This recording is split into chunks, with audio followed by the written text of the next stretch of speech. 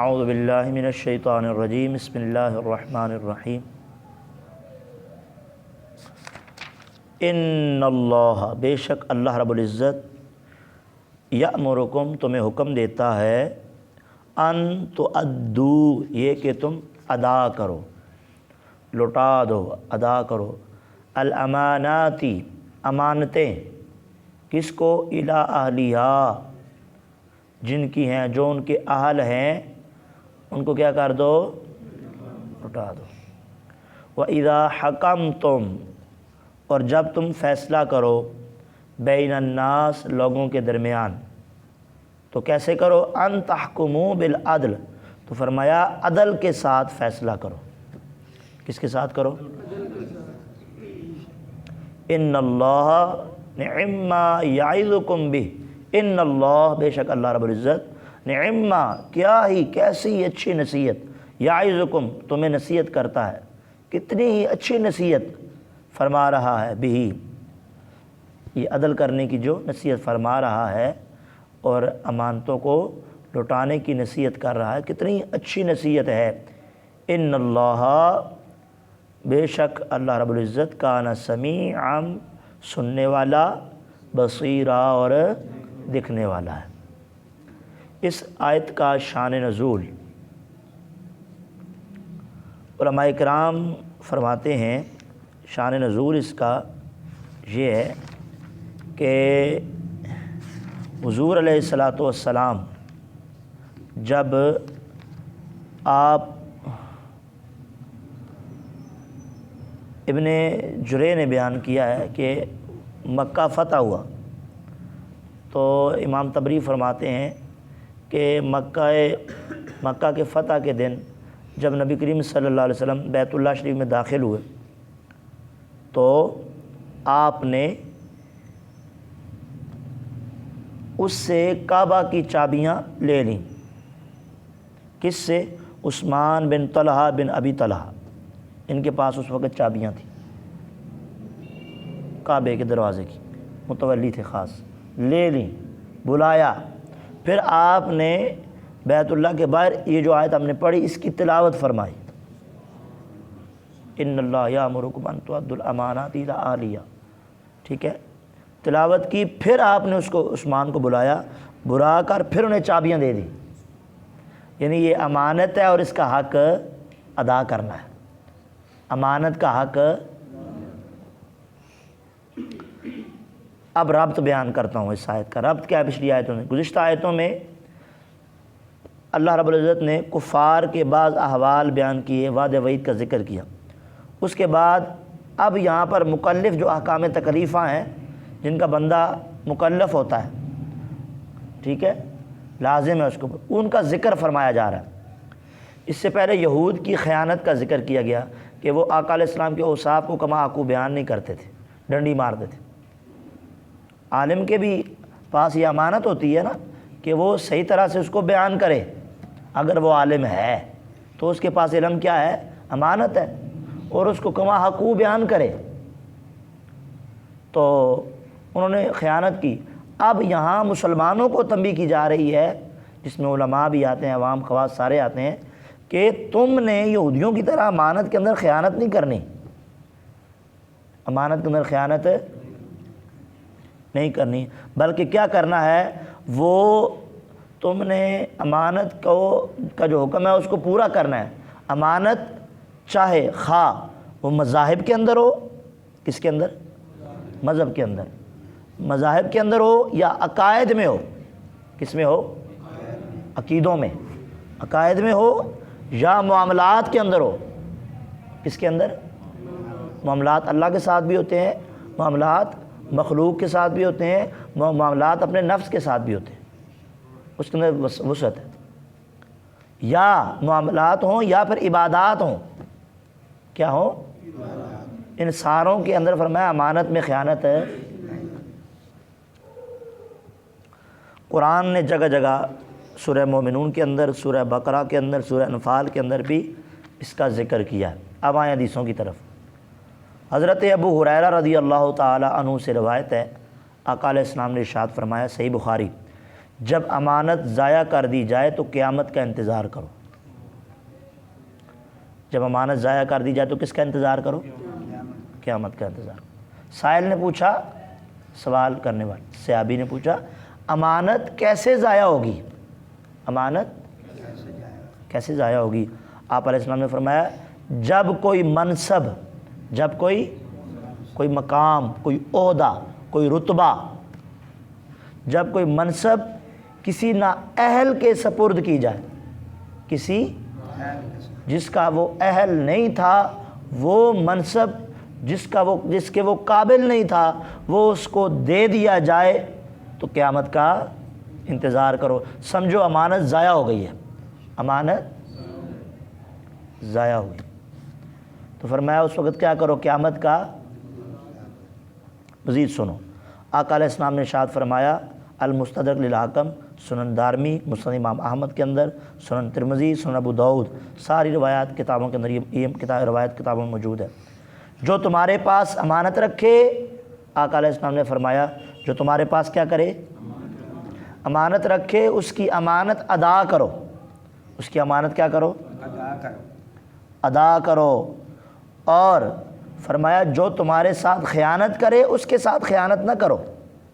تمہارے ساتھ اگر خیانت ہو رہی ہے تو تم اس کے ساتھ خیانت، اگر تمہارے پاس کسی کی امانت ہے تو فرمایا تم اس کو لوٹا دو. تمہارا کوئی کام نہیں بنتا امانت کے اندر خیانت کرنے کا، منع فرمایا گیا. اسی طرح آقا علیہ السلام نے ارشاد فرمایا مجھے 6 چیزوں کی ضمانت تم مجھے دے دو، میں تمہیں جنت کی ضمانت دیتا ہوں. شعب الایمان کی روایت. فرمایا وہ کیا ہیں؟ نمبر 1، جب تمہارے پاس امانت رکھی جائے تو امانت ادا کرو. نمبر 2، جب تم عہد کرو تو اس کو پورا کرو. نمبر 3، جب تم بات کرو تو سچ بولو. نمبر 4، اپنی شرمگاہوں کی حفاظت کرو. نمبر 5، اپنی نظریں نیچی رکھو. ٹھیک ہے. اور نمبر 6، اپنے ہاتھ نہ پھیلاؤ. اپنے ہاتھ نہ پھیلاؤ. فرمایا ان 6 چیزوں کی ضمانت تم مجھے دے دو، میں تمہیں جنت کی ضمانت دیتا ہوں. اور یہ جو روایت ہے نا، شعب الایمان کی روایت ہے.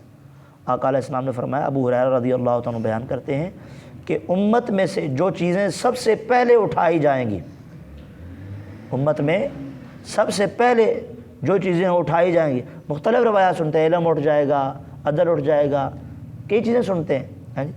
تو فرمایا جو سب سے پہلی میری امت میں جو چیزیں اٹھائی جائیں گی وہ 2 چیزیں ہیں. فرمایا وہ ایک ہے حیا اور ایک ہے امانت داری. امانت داری، امانت اور حیا سب سے پہلے میری امت سے یہ اٹھایا جائے گا. فرمایا سو اللہ رب العزت سے تم ان کا سوال کیا کرو، مولا ہمیں حیا والا بنانا، ساڈے وچوں حیا نہ ختم ہوئے، اسی امین رہواں، بے ایمان نہ بن جاواں. ٹھیک ہے. اور یہ جو روایت میں نے پڑھی نا تو مجھے معاشرے میں بڑا کچھ نظر آیا. کیسے؟ آپ بھی سنیے.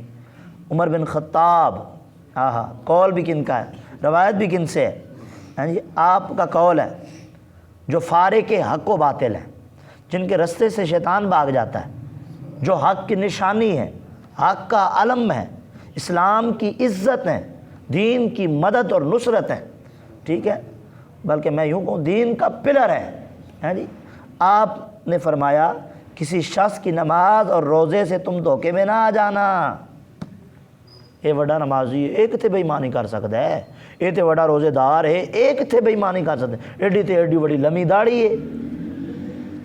فرمایا کہ جناب والا جو نمازیں پڑھتا ہو اور روزے رکھتا ہو، صرف اس وجہ سے تم اس کے دھوکے میں نہ آ جانا. نماز اور روزے سے تم دھوکے میں نہ آنا. جو چاہے نماز پڑھے. عمر بن خطاب کا یہ قول ہے، شعب الایمان کے اندر یہ روایت ہے. امام بیکری نے لکھا جو چاہے نماز پڑھے، جو چاہے روزے رکھے، لیکن جو امانت دار نہیں ہے وہ دیندار نہیں ہے. وہ دیندار نہیں ہے. جڑا بندہ بے ایمان ہے اس کا کوئی نماز روزہ نہیں ہے. ٹھیک ہے. وہ دیندار کہلانے کے قابل نہیں ہے. ٹھیک ہے. ہم لوگوں کو پہچانتے ہیں داڑھی سے کہ داڑھی رکھی ہے تو پتہ نہیں دیندار ہوگا.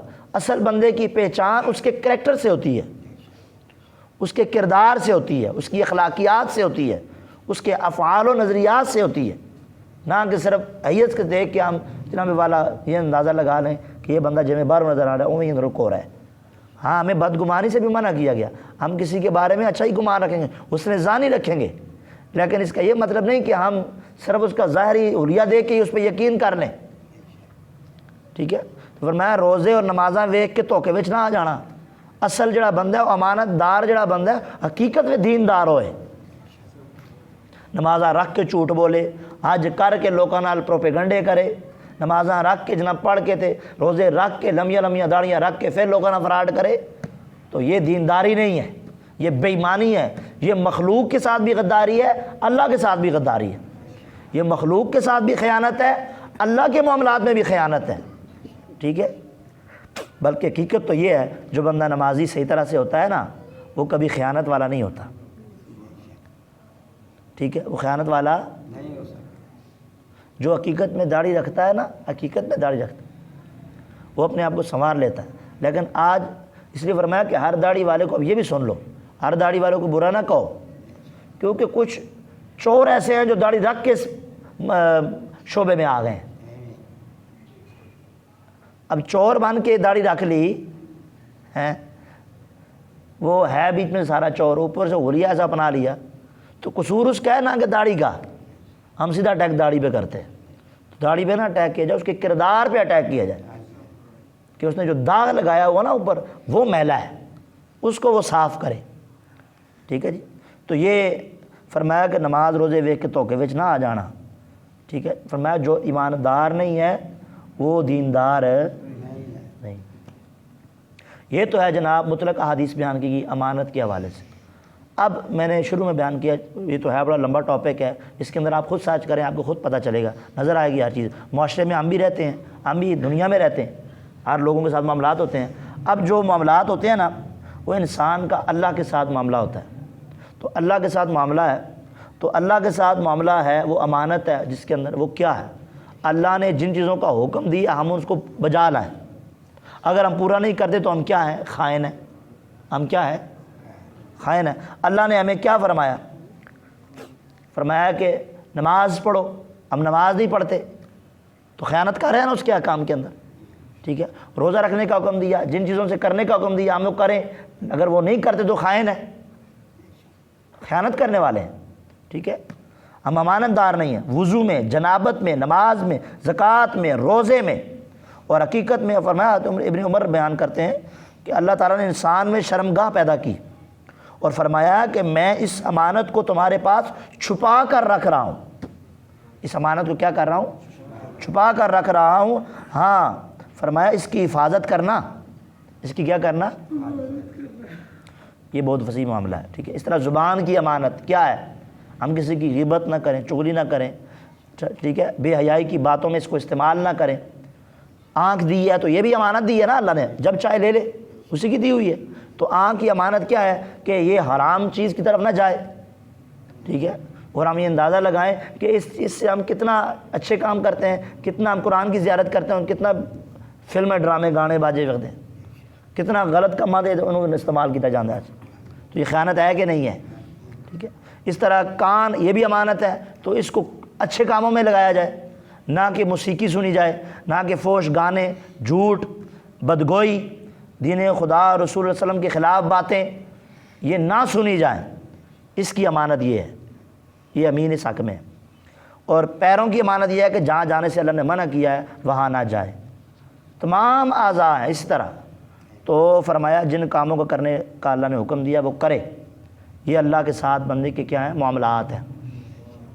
اس طرح اگر ہم مزید بڑھیں، یقین کرو یہ آیت میں اکثر قرآن میں بھی تلاوت فجر کی نماز میں کر رہا ہوتا ہوں، انا عرضنا الامانۃ علی السماوات والارض، اللہ نے امانت کو زمین و آسمان کو پیش کیا، تو پتہ ہے زمین و آسمان نے کیا کیا، فرمایا کہ زمین و آسمان، والارض زمین کے اوپر، والجبال پہاڑوں کے اوپر امانت کو پیش کیا، فابین ان یحملنھا، فرمایا کہ زمین و آسمان پہاڑوں نے انکار کر دیا کہ ہم اس کے اندر خیانت نہیں کریں گے، تو اس میں خیانت کس نے کی، فرمایا کہ فابین ان یحملنھا واشفقن منھا، ڈر گئی زمین و آسمان پہاڑ ڈر گئے، اور خیانت کس نے کی، وحملھا الانسان، اس کو سر انجام دینے والا کون ہے؟ انسان۔ بے ایمانی کرنے والا کون ہے؟ انسان ہے۔ زمین و آسمان، جمادات و نباتات نے تو انکار کر دیا کہ ہم خیانت نہیں کریں گے، لیکن انسان کرتا ہوا نظر آ رہا ہے۔ اس کا گواہ قرآن ہے، فرمایا وَحَمَلَهَا الْإِنسَانُ إِنَّهُ كَانَ ظَلُومًا جَهُولًا، یہ ظالم بھی ہے، جاہل بھی ہے، اس کو پتہ نہیں ہے کتنا بڑا کام کر رہا ہے۔ تو یہ اللہ رب العزت نے سورہ احزاب کی آیت نمبر 72 کے اندر بیان فرمایا کہ زمین و آسمان اور پہاڑوں نے تو اللہ کی امانت کے اندر خیانت نہیں کی، مگر کس نے کی؟ تو انسان نے کی۔ تو یہ اللہ کے ساتھ معاملات ہیں، اس میں بھی خیانت نہ کی جائے۔ پھر خلق خدا، مخلوق کے ساتھ معاملات ہوتے ہیں، وہ کوئی بھی ہے، وہ کاروبار ہے، کوئی ذمہ داری ہے، کوئی منصب ہے، کوئی کاروبار ہے، تو اس میں خیانت تو نہیں ہو رہی۔ مثال کے طور پر فیکٹری ہے دوائیوں کی، یہ مفسرین نے بھی لکھا ہے کیونکہ یہ جدید تفسیر ہے، تو اس میں لکھا ہے کہ فیکٹری ہے دوائیوں کی، اس میں اچھی دوائیاں بھی بنتی ہیں اور ناقص مال بھی بنتا ہے، پیسے پورے پورے لیے جاتے ہیں۔ ناقص دوائیاں لوگوں کو کھلا کے ان کی جانوں کا ضیاع کیا جا رہا ہے، کھیلا جا رہا ہے۔ اگر کوئی ایسا کرتا ہے تو وہ کیا ہے؟ وہ خیانت کرنے والا ہے، وہ اللہ کی بارگاہ میں پکڑا جائے گا۔ اس طرح کوئی بھی کسی چیز کی بھی فیکٹری ہے، وہ لگی ہوئی ہے اور اس میں ملاوٹ ہو رہی تو وہ خیانت کر رہا ہے، وہ خائن ہے۔ کس کے ساتھ؟ مخلوق خدا کے ساتھ، کہ جو معاملات ہو رہے ہیں، پیسے پورے لیے جا رہے ہیں اور مال ناقص دیا جا رہا ہے۔ ٹھیک ہے؟ اس طرح دفتری کام کے اندر اگر وہ ٹائم کے اوپر نہیں آتا، پورا ٹائم نہیں دیتا، جو لوازمات ہیں وہ پورے نہیں کرتا سرکاری معاملات کے اندر، تو وہ خائن ہے۔ ٹیچر سکولوں کے اندر آگے پڑھانے کے بجائے گپ شپ مارتے رہتے ہیں تو وہ خیانت کر رہا ہے۔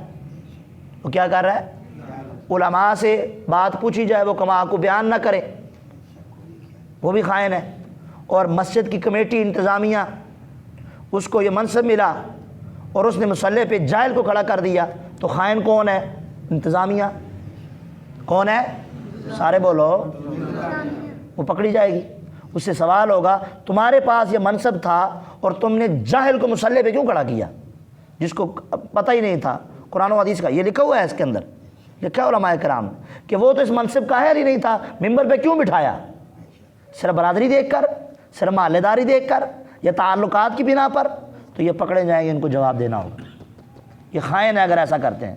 تو حقیقت کیا ہے کہ اگر ان کے پاس ذمہ داری ہے اللہ اور اس کے رسول سے ڈرتے ہوئے، کسی بندے کی وفا نہیں، اللہ اور اس کے رسول سے وفا کرتے ہوئے اس کو کھڑا کریں کہ جو کما حق ہو دین کو بیان کریں،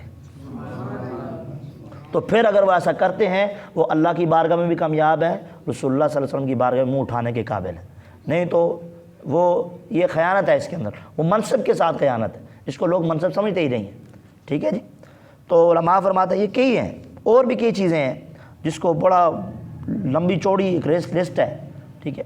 تو بیان کیا گیا کہ سارے معاملات کے اندر خیانت نہیں کرنی چاہیے، بلکہ ہمیں حق اس کا ادا کرنا چاہیے۔ کوئی بھی کسی کے پاس شعبہ ہے، حدیث مبارکہ کے اندر آتا ہے، عبداللہ بن عمر رضی اللہ عنہ سے بیان کرتے ہیں۔ اب یہ حدیث سنیں گے آپ کو اور چیز بھی واضح ہو جائے گی۔ آقا علیہ السلام نے فرمایا، صحیح بخاری کے اندر روایت یہ موجود ہے، اس کے علاوہ بھی مسلم کے اندر، ابو داؤد کے اندر، ترمذی کے اندر، مسلم امام احمد کے اندر بھی موجود ہے کہ آقا علیہ السلام نے فرمایا تم میں سے ہر شخص نگہبان ہے۔ ہر شخص کیا ہے؟ اور ہر شخص سے اس کے ماتحت افراد کے بارے میں سوال کیا جائے گا۔ کیا کیا جائے گا؟ کلکم رائن و کلکم مسئول۔ فرمایا تم میں سے ہر ایک نگہبان ہے اور ہر ایک سے سوال کیا جانا ہے۔ پوچھ کیسے؟ حاکم حکمران نگہبان ہے، حکمران کیا ہے؟ نگہبان ہے، اور اس سے اپنے عوام کے متعلق جواب دینا یہ ضروری ہوگا، اس سے جواب طلبی ہوگی۔ یہاں تک کہ عمر بن خطاب پوچھتے ہیں کہ عمر اگر تیری حکومت کے اندر دریائے دجلہ کے کنارے پہ اگر پیاسا کتا مار گیا تو اس کا بھی سوال ہوگا۔ کیا ہوگا؟ اور کچھ لوگ کہتے ہیں جو جی عوام ہے وہ جو حکمران نے، یہ بات اپنی جگہ پہ حدیث کے اندر آتا ہے، یہ بات موجود ہے، لیکن اس سے یہ بات چھپائی نہیں جائے گی کہ حکمرانوں سے پوچھا نہیں جائے گا۔ حکمرانوں سے یہاں تک یہ لکھا ہے کہ یہ جو بیرون ملک کے دورے ہوتے ہیں، علامہ غلام سعید صاحب نے لکھا ہے بیرون ملک کے جو دورے ہوتے ہیں وہ کس کے لیے ہوتے ہیں؟ ملکی مفاد کے لیے ہوتے ہیں۔ اگر وہ اس میں اپنی عیاشیاں کرتے ہیں، یہاں پہ ایک دن کا ٹور تھا وہ 2 دن لگا کے آتے ہیں، 2 دن کا ٹور تھا وہ 3 دن لگا کے آتے ہیں، اور خرچہ کس کا ہو رہا ہے؟ بیت المال کا۔ ہاں جو عوام کا حق ہے اگر وہ اپنی عیاشیوں میں لگا رہے ہیں تو ان سے بھی ان کا سوال ہوگا، وہ اس حق میں خائن ہے، کیا ہے؟ خیانت کرنے والے ہیں، گناہ گار ہیں سخت، ان کو اس کا حساب اللہ کی بارگاہ میں دینا پڑے گا۔ تو فرمایا کہ اس طرح حاکم کیا ہے، وہ عوام کے بارے میں جواب دہ ہوگا۔ مرد اپنے اہل خانہ کا نگہبان ہے اور اس سے اپنے اہل خانہ کے متعلق جواب طلبی ہوگی، پوچھا جائے گا۔ عورت اپنے خاوند کے گھر کی نگہبان ہے اور اس سے امور خانہ کے متعلق جواب طلبی ہوگی۔ نوکر اپنے مالک کے مال کا نگہبان ہے، اس سے اس کی مال کی ذمہ داری کے متعلق جواب طلبی ہوگی، ٹھیک ہے۔ اور ہر شخص اپنے باپ کے مال کا نگہبان ہے اور اس سے اس کی ذمہ داری کے متعلق جواب طلبی ہوگی۔ اور تم میں سے ہر شخص کسی نہ کسی چیز کا نگہبان ہے اور اس سے اس چیز کے متعلق کیا ہوگی؟ جواب طلبی ہوگی۔ گھر والوں کو مال کھلایا، کیسے کھلایا، کیسے کمایا، کیسے کیسے خرچ کیا، یہ جواب دینا پڑے گا۔ کیا ہوگا؟ گھر کے سربراہوں کو دینا پڑے گا۔ تیری اولاد سر عام گناہ کرتی تھی، تو اس کو روکنے پر قادر تھا، کیوں نہیں روکا؟ خود نماز پڑھنے چلا جاتا تھا، اولاد کو نصیحت کی، خود دین کے اوپر چلنے کی کوشش کی، بچوں کو کی نصیحت کی۔ قرآن نے بیان کیا ہے، کیا فرمایا ہے؟ یا ایھا الذین آمنوا، اے ایمان والو، قوا انفسکم، اپنے آپ کو بچاؤ، واہلیکم، اور اپنے گھر والوں کو، نارا، آگ سے بچاؤ۔ سورہ تحریم۔ تو یہ صرف اپنی کہتے ہیں اپنی اپنی ویخ چھاڑو یا اپنی اپنی قبر میں جاؤ، یہ نظریہ غلط ہے، یہ اس امت کا نظریہ ہے ہی نہیں۔ اس امت کو مقام اس لیے ملا ہے کہ یہ نیکی کا حکم دیتے ہیں اور برائی سے منع کرتے ہیں، اور یہاں پہ نیکی کا کوئی حکم دیتا ہے اس کو باتوں کا پتنگڑ بنایا جاتا ہے، اس کی عزت کو کے ساتھ مذاق بنایا جاتا ہے، حالانکہ یہ اتنا عظیم عہدہ ہے جو اللہ کے پیغمبروں کو عطا کیا گیا، علماء کو عطا کیا گیا، اولیاء کو عطا کیا گیا۔ تو صرف اپنی اپنی نہیں دیکھنی بلکہ اپنے ساتھ اپنے گھر والوں کو بھی لے کے چلنا ہے کہ انشاءاللہ میں نماز پڑھتا ہوں، یار میرا بھائی کیوں نہیں پڑھتا؟ باپ پڑھتا ہے، بیٹا کیوں نہیں پڑھتا؟ باپ شوہر پڑھتا ہے، زوجہ کیوں نہیں پڑھتی؟ بیٹے پڑھتے ہیں، بیٹیاں کیوں نہیں پڑھتی؟ شوہر پڑھتا ہے، بیوی نماز کیوں نہیں پڑھتی؟ بیوی پڑھتی ہے، شوہر کیوں نہیں پڑھتا؟ ہونی چاہیے نا، ہمیں یہ فکر ہونی چاہیے۔ اگر ایک دن دیہڑی لا کے نہ آوے یا لا کے پیسے لے کے نہ آوے تو والد کو فکر ہوندی ہے، تو والد کو یہ فکر کیوں نہیں ہوتی کہ میرا بیٹا نماز کیوں نہیں پڑھتا؟ یہ فکر کیوں نہیں ہوتی؟ سمجھ آئی؟ اگر ہمیں مال کی فکر ہے اور دین کی فکر نہیں ہے تو ہمیں مال کی محبت ہے، دین کی محبت ہے ہی نہیں ہے، یعنی ہمیں دنیا کی لگن ہے اور آخرت کی لگن ہے ہی نہیں ہے، سوچ ہے ہی نہیں ہے، ثابت یہ ہو رہا ہے۔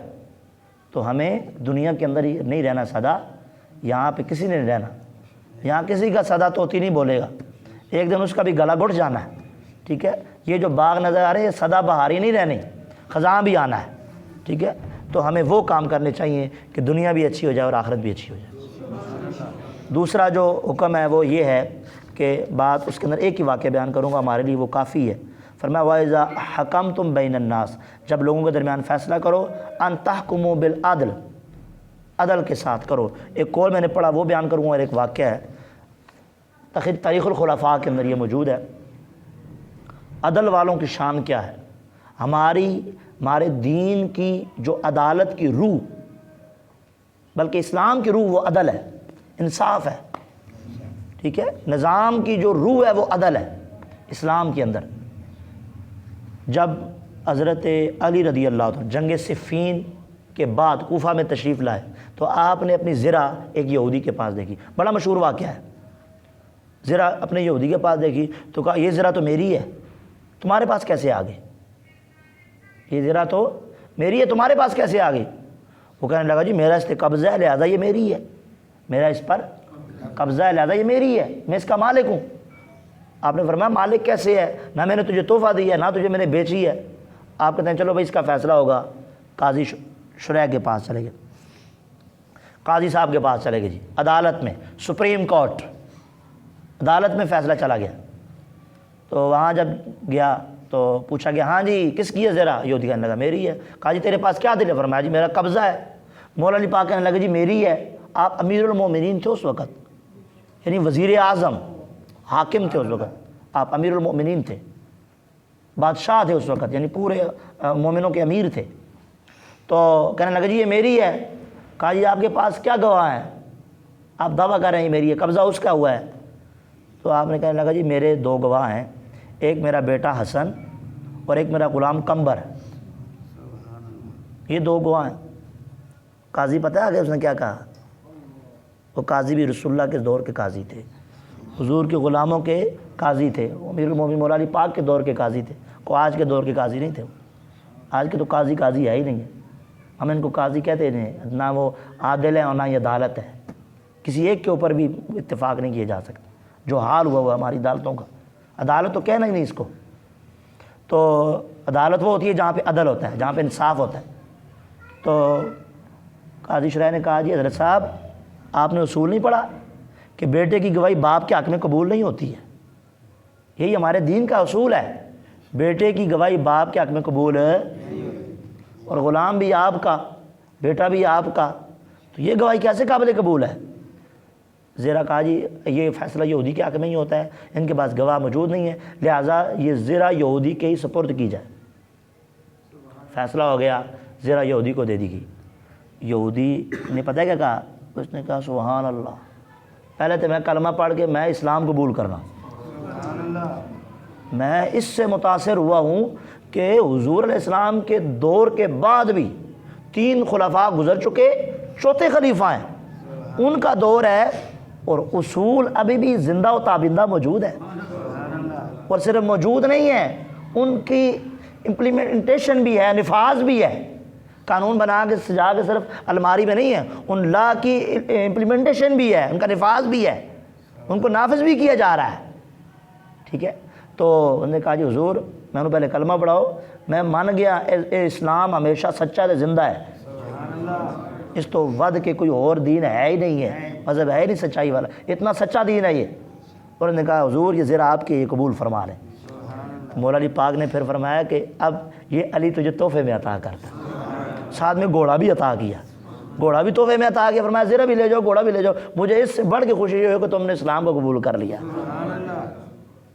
اور یہ قول ہے بڑا پیارا، فرمایا کہ جو یہ تو ہوگا نا کرپٹ لوگوں کو تو پوچھا جائے گا نا قیامت والے دن، فرمایا اللہ کے نزدیک سب سے زیادہ 4 آدمیوں کو بیان کیا گیا، ان میں ایک یہ بھی ہے کہ جو حاکم ہے وہ عادل نہ ہو، رشوت خور ہو، کرپٹ ہو، فرمایا اللہ کے نزدیک بروز محشر اس سے بڑا کوئی مبغوض نہیں ہوگا اللہ کے نزدیک، ناپسندیدہ اور کوئی نہیں ہوگا جتنا یہ عادل ہوگا، یہ حکمران ہوگا، نافرمان جو فیصلہ صحیح طرح سے نہیں کرتا ہوگا، غیر عادل۔ اور جو عادل ہوں گے ان کے بارے میں فرمایا سب سے زیادہ قریب اللہ کے وہ عادل حکمران، وہ عادل قاضی ہوں گے جنہوں نے دنیا کے اندر عدل کیا ہوگا۔ اور اتنا ہی نہیں، حدیث مبارکہ کے اندر آتا ہے کہ اللہ رب العزت کا قرب بھی حاصل کریں گے اور ان کو نور کے ممبر عطا فرمائے جائیں گے، یہ ان قاضیوں کے لیے۔ اور ایک قول جو میں نے پڑھا ہے بڑا پیارا قول ہے، فرمایا کہ جو لوگ قاضی ہوں گے اور ساتھ میں انصاف پسند بھی ہوں گے، ان کا ایک دن جو عدل میں گزرا ہوگا نا، ایک دن وہ 60 سال کی عبادت سے بھی افضل ہوگا، 60 سال کی عبادت سے افضل ایک دن ان کا گزرا ہوا جو ہوگا عدل کے اندر۔ تو دیکھیں ایک طرف عدل کا کیا مقام ہے، اور جو کرپٹ اور رشوت ہو رہی ہے، جو مارا ماری ہو رہی ہے رشوت لے کے اور فیصلے کیے جا رہے ہیں، ان کا کیا حال ہوگا۔ اللہ تعالی ہمیں ہمیشہ عدل نصیب فرمائے۔ اور یہ ایک روایت ہے بڑی پیاری، فرمایا کہ اللہ اس امت کو کبھی پاک نہیں کرے گا جس کے اندر غریب کا حق، کمزور کا حق طاقتور سے لے کر اس کو دیا نہ جائے، طاقتور سے اس کا حق اس کو لے کے دیا نہ جائے۔ فرمایا اس امت کو اللہ تعالیٰ اس وقت تک پاک نہیں کرے گا۔ تو کیسے کرم ہوگا بتاؤ نا، جہاں پہ ہر روز، ہر لہجہ، ہر قدم پہ، ہر گھڑی لوٹا ماری ہو رہی ہو، غریب کو مزید پیسا جا رہا ہو، کمزور کو مارا جا رہا ہو، اس کی عزتیں پامال کی جا رہی ہوں، بتاؤ پھر اس امت پر کرم کیسے ہوگا۔ آپ کو پتہ ہے شعیب علیہ السلام پر قوم کے اوپر عذاب کیسے آیا؟ یہ ناپ تول کے اندر کمی کرتے تھے، کیا کرتے تھے؟ کمی، ملاوٹ، کمی کرتے تھے۔ اللہ نے اس وجہ سے ان کے اوپر چنگاڑ اور بجلیاں ان پر برسیں، تباہ و برباد ہو گئے۔ اور ہمارے اندر کیا نہیں ہو رہا؟ زنا اس قوم کے اندر ہے، جھوٹ اس قوم کے اندر ہے، رشوت اس قوم کے اندر ہے۔ فرمایا الراشی والمرتشی کلاہما فی النار، دوئے جنمی، یہ سارا کچھ اس کی ہو رہا ہے۔ اب رہ گئی مذہبی جگہیں، اس کے اندر بھی کیا کچھ نہیں ہو رہا، ٹھیک ہے، جو مذہبی جگہیں وہ بھی پاکیزہ نہیں رہی ہیں، وہاں بھی اب نااہل لوگ آنا شروع ہو گئے، مسلوں پہ کون لوگ بیٹھے ہوئے ہیں، ممبروں پہ کون لوگ بیٹھے ہوئے ہیں؟ جو علماء ہیں ان کو مساجد نہیں مل رہی، ان کو صحیح جگہ ہی نہیں ملتی بیان کرنے کے لیے، دین کی خدمت کرنے کے لیے، اور جو آتے بھی ہیں وہ متنفر ہو کے چلے جاتے ہیں، اور کون بیٹھے ہوئے ہیں؟ نااہل لوگ بیٹھے ہوئے ہیں۔ تو یہ خیانت نہیں ہو رہی؟